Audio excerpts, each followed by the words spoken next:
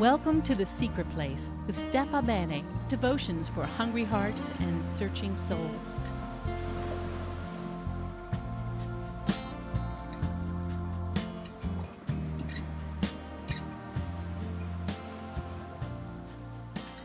Hi, my friends. It's Steffa in The Secret Place. I'm so glad that you've joined me today. As of now, when I'm recording this, we're still in the midst of this crazy pandemic. And gosh, there's so many things to be thinking about. Today is Mother's Day when I'm recording, and I'm thinking, of course, about how blessed I am to be a mother of three. One of my kids has changed his residence, is in heaven, but I'm so blessed to have been called to motherhood.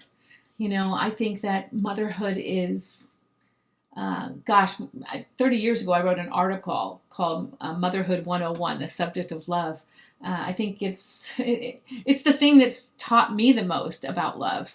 It's the way that God has really opened up my eyes to even spiritual love, agape, unconditional love, is through being a mother. And to any mothers who are listening, I know you probably feel the same way. And if you're someone who wants to be a mother, or you are a mother to others who maybe they're not your birth children, but you are a mother to others, bless you for the love and nurturing and care that you give. Today is a short, just want to give a short word. I guess I'm thinking, because it's Mother's Day, and of course I'm thinking of my dear son so much and missing him, I'm thinking about death and life. And Augustine's On the Road, JamesK.A.Smith's On the Road with St. Augustine. I finished that in this about a month ago. I finished it. And he talks about death at the end of this. And I thought it was brilliant. You tell me what you think. It's why should it be a taboo subject? We all, we can't prepare to be birthed. We just get birthed, We don't know when we're going to die. But that doesn't mean we can't talk about birth and death, life and death. I think it helps. The more that you talk about something, the easier it is to deal with. Even if it's sadness, the more that you give breath to your sadness, the sadness lessens. It's like sadness will lessen somehow by just giving words to it.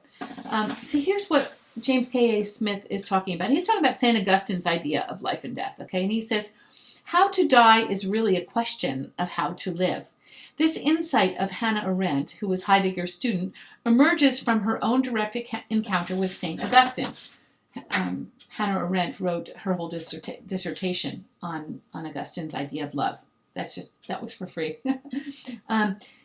The trouble with human happiness, she points out, is that it's constantly beset by fear.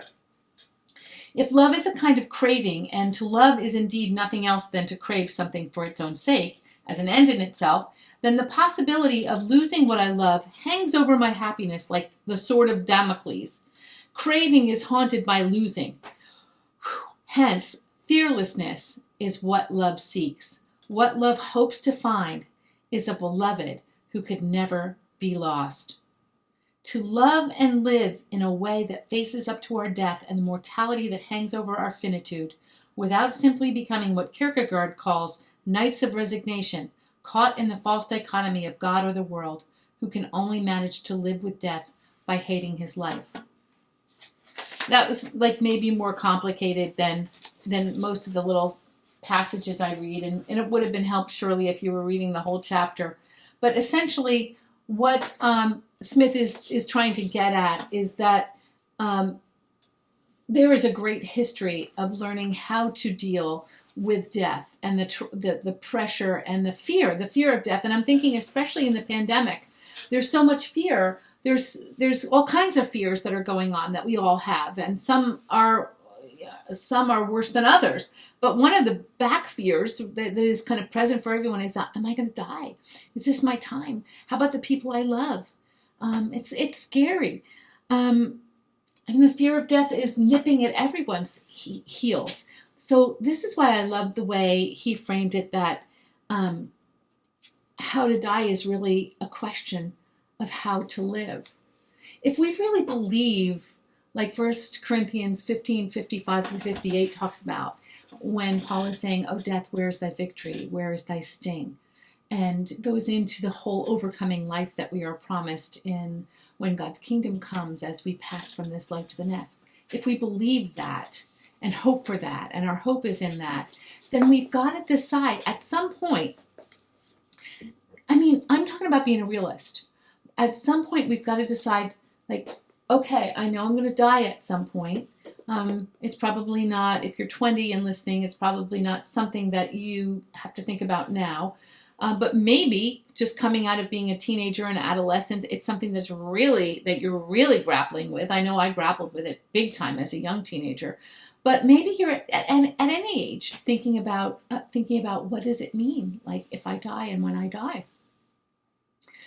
Again, St. Augustine put it, Smith is telling us how St. Augustine looked at it like, it's not about how will I die, but death is about how I will live. Since we all know we will die, we have the opportunity to choose how we're going to live. Are we going to live with death like hanging on our back, like a black cloak, just, at any time we're fearing it? Or are we going to live knowing that our time is limited and live in love? And that's the bottom line of what I wanted to say today. I hate that my father died when I was 28 or in my late 20s. I hate that I have not been able to know him and he has not been able to know me in this life. I don't even want to go into how I feel right now about not being with my son. There's nothing glad about any of these things. That would be bizarre. But reckoning with these things, dealing with them, is a way to say, choose ye today life or death, love or hatred, love or bitterness. I choose love. Do you choose love? I bet you want to choose love. Maybe you're choosing love. Let's choose love. Let's encourage each other to choose love every day. Love creation, love the Lord, love each other, love friends, love our neighbors, and all the myriad of ways that love can be worked out. A bunch of my friends went on a walk the other night, a long walk, 2.3 miles walk, to stand up for the injustices in this world of black young men getting shot down for no reason. Their walk, well, you might say, well, what did it do? What did their walk do? You know what? Standing in solidarity. Love. That's love. There's so many ways we could count and talk about the ways that we can love each other in this life. We don't have to just be here going like, well, I just got to survive and get along and do the best for myself and my kids and my family, because one day we're all going to die and then the next generation's going to have it and we're going to pass it on. And just, what a paltry way to live. Yeah, I said that. It's a paltry way to live because it doesn't bring anything to the world. We can choose to live in love instead of just waiting to die. That's what knowledge of our death can teach us. Dogs and cats, insects, trees, they don't have knowledge of their death. They don't know before they're going to die. They're not thinking conscious beings. God gave us the ability to make choices. He gave us agency. He made us in his image.